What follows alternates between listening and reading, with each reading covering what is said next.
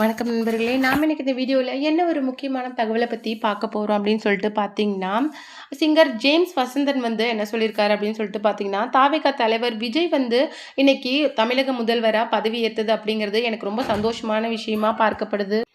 மக்களுக்காக அவர் நிறைய விஷயங்களை செய்வார் அப்படின்னு சொல்லிட்டு அவங்கள மாதிரியே நானும் அதை எதிர்பார்க்குறேன். அவர் இப்போ முக்கியமான பதவியேற்பு விழாவில் முடிஞ்ச உடனே முக்கியமான 3 கோப்புகளில் கையெழுத்து போட்டது. அது மட்டும் இல்லாமல் 717 மதுக்கடைகளை ஒழிச்சது அப்படின்னு சொல்லிட்டு அவருடைய ஒவ்வொரு நடவடிக்கைகளும் நானும் ரசிச்சுக்கிட்டு தான் வரேன். ஆனால் அவருடைய சொந்த வாழ்க்கையில் நடக்கிற சில விஷயங்களை பார்க்கும்போது ரொம்பவும் கவலையாக இருக்குது. அதுக்கு ஏன் அவர் முக்கியத்துவம் கொடுக்க மாட்டேங்கிறாரு அப்படின்னு சொல்லிட்டு என்னால் புரிஞ்சிக்கவே முடியல. அது மட்டும் இல்லாமல் பதவியேற்பு விழாவில் நடந்த சில விஷயங்களை பார்க்கும்போது இன்னமும் மனசுக்கு கஷ்டமாயிருக்கு அப்படிங்கிற மாதிரி சொல்லியிருக்காரு. அவர் இந்த விஷயத்தை பற்றி என்ன சொல்லியிருக்காரு அப்படிங்கிறத பற்றி தான் நாம் இந்த வீடியோவில் டீட்டெயிலாக பார்க்க போகிறோம். வீடியோக்குள்ளே போகிறதுக்கு முன்னாடி நீங்கள் நம்ம சேனலுக்கு புதியவராக இருந்தால் மறக்காமல் சிபி ட்ரெண்டிங்கை சப்ஸ்கிரைப் பண்ணி ஃபாலோ பண்ணிக்கோங்க. வாங்க வீடியோக்குள்ளே போகலாம்.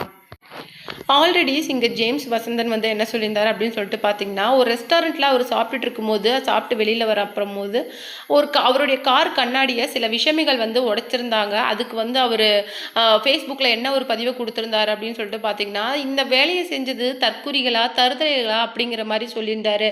தற்குறிகள் சொல்லிட்டு நீங்கள் யாரை சொல்கிறீங்க, நீங்கள் கண்டிப்பாக தாவேகாவோட தொண்டர்களை பற்றி தான் அப்படி சொல்கிறீங்க அப்படிங்கிற மாதிரி அவரை கார்னர் பண்ணி நிறைய விஷயங்கள் பேசப்பட்டது.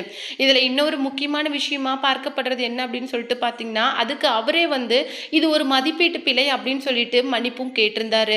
என்ன மீறி அந்த வார்த்தை வந்திருக்குது. ஆனால் அதை நான் குறிப்பிட்டு யாரையும் சொல்லலை. இந்த விஷயம் கண்டிப்பாக நான் பதிவு பண்ணணுங்கிறதுக்காக சொன்னதான். ஆனால் அதில் ஒரு மதிப்பீட்டு பிழை ஏற்பட்டது. முழுக்க தவறு அப்படிங்கிறது என் மேலே தான் இருக்குது அப்படிங்கிற மாதிரி அவர் சொல்லியிருந்தாரு. இந்த பதவியேற்பு விழாவில் நடிகை த்ரிஷா முன்னிலைப்படுத்துகிற மாதிரி சில விஷயங்களை பண்ணியிருந்தாங்க. அதை பார்க்கும்போது மனைவி இருக்க வேண்டிய இடத்துல நடிகை இருக்கிறத பார்க்கும்போது ரொம்பவும் கஷ்டமாக இருக்குது. இதை ஏன் விஜய் தன்னுடைய வாழ்க்கையில் நடக்கிற சொந்த விஷயங்களுக்கு முக்கியத்துவம் கொடுக்க மாட்டேங்கிறாரு அப்படின்னு நினைக்கும் போது கொஞ்சம் கவலையாக இருக்குது. அது மட்டும் இல்லாமல் இந்த பதவியேற்பு விழா அப்படிங்கிறது ஒரு குடும்பத்துக்கு எவ்வளவு முக்கியம் அப்படிங்கிற போது அவங்க இடம்பெற வேண்டிய இடத்துல மற்றவங்கள பார்க்கும்போது வருத்தமாக இருக்குது அப்படிங்கிற மாதிரியும் நிறைய விஷயங்கள் சொல்லியிருக்காரு.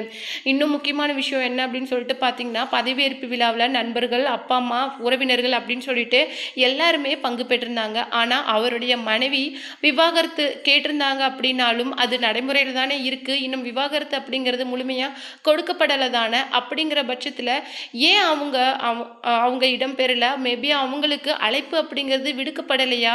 அப்படி அவங்களுக்கு அழைப்பு விடுக்கப்படாமல் நடிகை த்ரிஷாவுக்கு அழைப்பு அப்படிங்கிறது எப்படி விடுக்கப்பட்டு முதல் வரிசையில் அவங்களுக்கு இடம் அப்படிங்கிறது அளிக்கப்பட்டிருந்தது? இதெல்லாம் பார்க்கும்போது கண்கட்டு வித்த மாதிரி இருக்குது அப்படிங்கிற மாதிரி நிறைய விஷயங்களை ஜேம்ஸ் வசந்தன் சொல்லியிருக்காரு. இதை பற்றி நீங்கள் என்ன நினைக்கிறீங்க அப்படிங்கிற உங்களுடைய கருத்துக்களை மறக்காமல் நம்மளுடைய கமெண்ட் பாக்ஸில் தெரிவிங்க.